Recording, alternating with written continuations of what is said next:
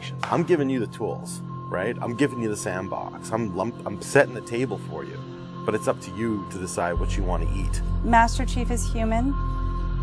He's not a machine. He's not a set of armor with a big weapon. He's a human with resilience and courage. You know, and I was so looking forward to this moment because for Master Chief, you know, the stoic soldier, the man of few words, all that. But there was this progression, you know, in terms of his emotional side, even through the first 3 games. But this was going to be the great leap. What happens when that soldier starts to discover his humanity? We had to create a situation that was going to knock him out of his comfort zone. The Master Chief has settled into this comfort zone of being the hero. You know, it's interesting. Early on, we talked about the hero's journey, and like, how do you have a hero's journey when he's already a hero? What are the sacrifices that you need to make in order to preserve something as precious as humanity? The journey is the important part. The growth is the important part. And so really, where does he still need to go as a human? That became the key to not just the story of Halo 4, but the entire trilogy. We're really examining what sort of burdens a Guardian carries. In a lot of ways, the story that we're telling with Halo 4 is about putting Chief in circumstances where he's forced to change. He's forced to take stock of himself. In a way, Chief is a Guardian. Cortana is Chief's Guardian. The Forerunners were the Guardians of their own universe, and they might have to make a decision that not everyone is going to agree with and that some people might condemn.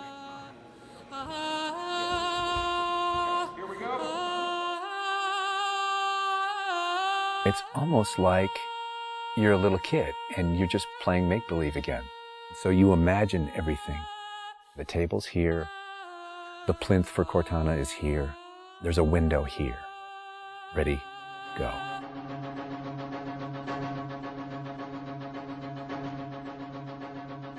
How can we immerse the player even more in this world that we've built around them? I'm not doing this for mankind. How can we have Chief have to deal with his own humanity? Everything had to be predicated by what the character needs were and what direction the characters needed to go in. The art direction specifically for Halo 4 isn't about creating an emotional tone for Halo 4, it's about creating an emotional tone for every single moment and experience that the player needs to understand.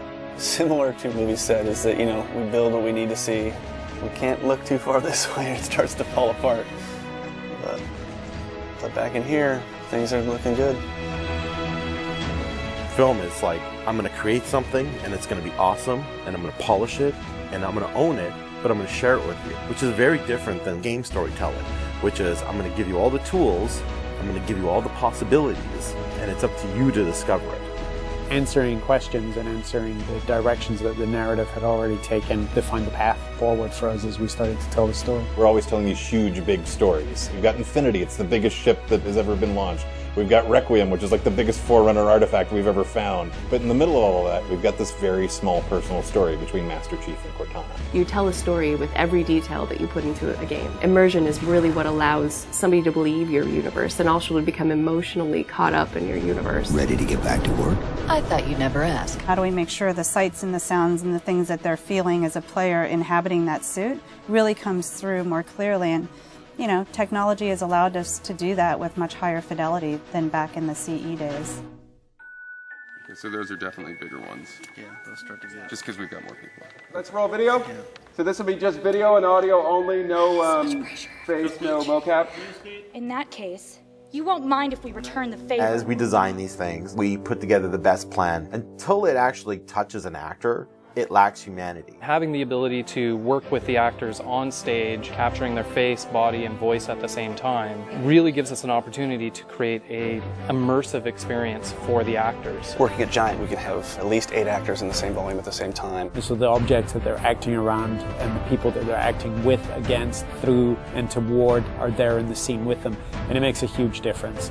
We sent out a breakdown for the characters and how we wanted them to feel. We ended up getting 80 or 90 submissions back through our casting team. Casting for the Master Chief is tough. You need a performer that has a really raw physicality to him, and yet he has to, within the confines of this suit, be able to relate and relay emotion. I like to express myself. I freely do it. I wholly do it. I enjoy it. And so pulling back on all of those instincts is what's required to play him. Imagine that translating to a 3D model with huge armor and making sure the personality of Chief's movement comes through that armor was really critical. And that really came down to Bruce's acting, his physical stature, and really his physicality as he went through all of the performance. You'll never see his face or hear his voice, but all of the other actors that are playing off of him have received so much from him in their performances, and I think that they would all agree with that. This is the low-res asset of Chief. We were afforded a little bit more budget since he's our hero. From the art process, storytelling is just about engaging the player. You don't have to answer any questions. You don't have to take them through a lot of loops of feeling. The player's engaged. I think you've got the start. So Master Chief's a difficult one because he's a dude in a helmet. There's such a, particularly in science fiction, such a fantastic history of people being completely realized as people without having their face as a tool. For us, it's making him feel like a real person. We have a nude male sculpt, and then from there we sculpt it on physically a tech suit. And on top of this, guys, when we spend time just doing all the details and trying to add some of that functionality, even little bits here and there like Braille, and this just reads 117. I think it's connected to having even more modern visual flow when it comes to his lines, his design, the way you follow the outline of Master Chief. Trying to put it into an area where it feels realistic, that it feels kind of tankish. What do you think of a tank? You think square, you think metal, there's some wear and tear on the edges. So those things we want to grab, put them on the Chief so it communicates that. The fingers are missing here on these. They have armor caps that come on, but he doesn't have armor caps on his trigger finger or thumb finger so that he could have more tactile sense when he's shooting and loading his weaponry. The last thing we just changed was his visor. His visor picks up the elements based on the room that he's in. We want to take every inch of the character to tell a story as much as we can.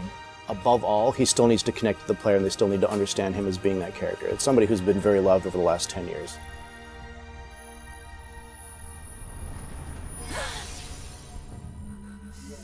The irony here, right, is that we have a character who's not human at all in Cortana. I was put into service 8 years ago. She is the most human character that we have in the story. Like, she's struggling with her own mortality. AIs deteriorate after 7, Chief. That's something that everybody struggles with. That's the most, human it gets. If we can just get back to Earth and find Halsey, she can fix this. Everyone has to figure out what it means to die. She's strong, she's convicted. She herself is going through a really difficult time in understanding the things that are happening to her. We were looking for somebody who really could bring just fire and stuff that's required for some of those sequences. We needed to make sure we found someone that had some innocence to her, but also could be very strong at the same time. If you imagine that you could have 20 emotions at one time, she has that. I will not allow you to leave this planet! She's really the heart of the game and the heart of Master Chief and explains what's going on and why it's a problem. I didn't mean to. I didn't mean to do that. Cortana is certainly our biggest human connection, I think, with the entire story. How can we see these subtle details in her facial structure? It's the Forerunner symbol for Reclaimer. So this is the baseline where we started from Cortana, and then we go through and tweak and modify, having all these different elements moving throughout her that make her feel alive constantly. We wanted to make it to where you could have code flow lines start from every digit from her toes to her hands, and then be able to flow all the way up into her head. What you experience is her taking care of you as a player from a gameplay perspective, but I think you also start to get a sense of how she takes care of the human side of Chief. Wake me when you need me. They spotted us. Bringing Jen and Steve in and having them layer their voices over the character performances in the cinematics, that just brought the whole experience together. You look at just the number of lines that the Chief has had over the course of the franchise, and it's not a lot. How much firepower would you need? And yet people will immediately call you out on the Master Chief's voice being something very distinctive and important to them. The funny thing is that they've had this off-screen chemistry because they didn't actually meet until last year. Not only is this the first time they've ever sat together on a panel, this is the first time they've ever been in the same room or even met. So seeing them meet and seeing them have that chemistry in real life and seeing how they acted together in scenes just felt like we just missed this opportunity for all these years to actually get them together and get something even more memorable and more exciting out of them. In the beginning, they were great choices for those characters. Steve has this very stoic personality that comes through in his few words. The same way Jen's voice is confident and it's strong, but it can also be playful. You do know you don't have to wait until the last minute just to impress me, right? In many ways, Halo 4 is the first act. We want a player to be able to ask themselves what it is to be a hero. Is the sacrifice worth it? I often think of him as like Atlas, you know, like he's got the weight of the world on his shoulders all the time. Chief and Cortana are the same person, but she has always been the reflection of his humanity. People don't play Halo to watch a soap opera, and yet you don't want to just be kind of pulp. To me, it's a natural progression of this story, and it takes this relationship to the place it should go to.